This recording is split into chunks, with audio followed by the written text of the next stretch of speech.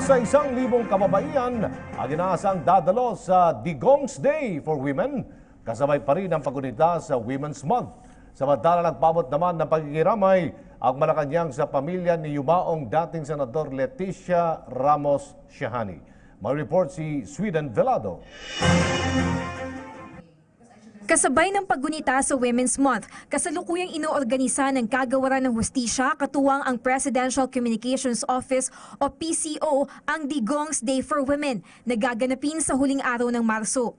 Ayon kay DOJ Assistant Secretary Amy Neri, nasa 1,000 piling mga huwana ang inaasahang dadalo sa programa. The President would receive them and dyan po ilalatag natin ang agenda for women in this administration. Pagbabahagi naman ni PCO Assistant Secretary Marie Banaag, mismong si Pangulong Rodrigo Duterte ang tatanggap sa mga kababaihan sa Kalayaan Hall ng Malacanang. The Digong's Day for Women would be on March 31 at the Kalayaan Grounds.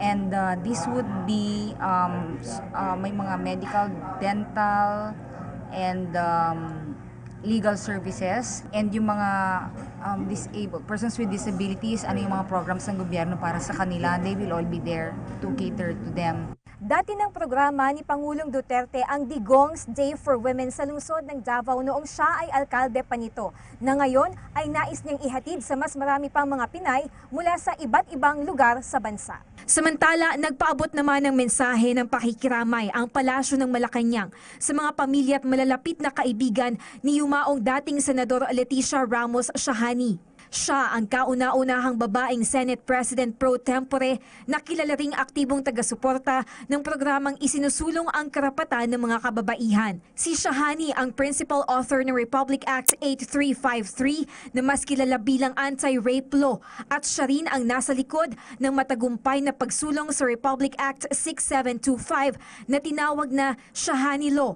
Batas ito na layong palakasin ang pagbabawal sa diskriminasyon sa mga Pilipina sa kanilang pinagtatrabahuhan. Ayon kay Presidential Spokesperson Ernesto Abella, hindi malilimutan ang serbisyong ipinaabot ni Shahani sa publiko at bansa bilang senador at career diplomat.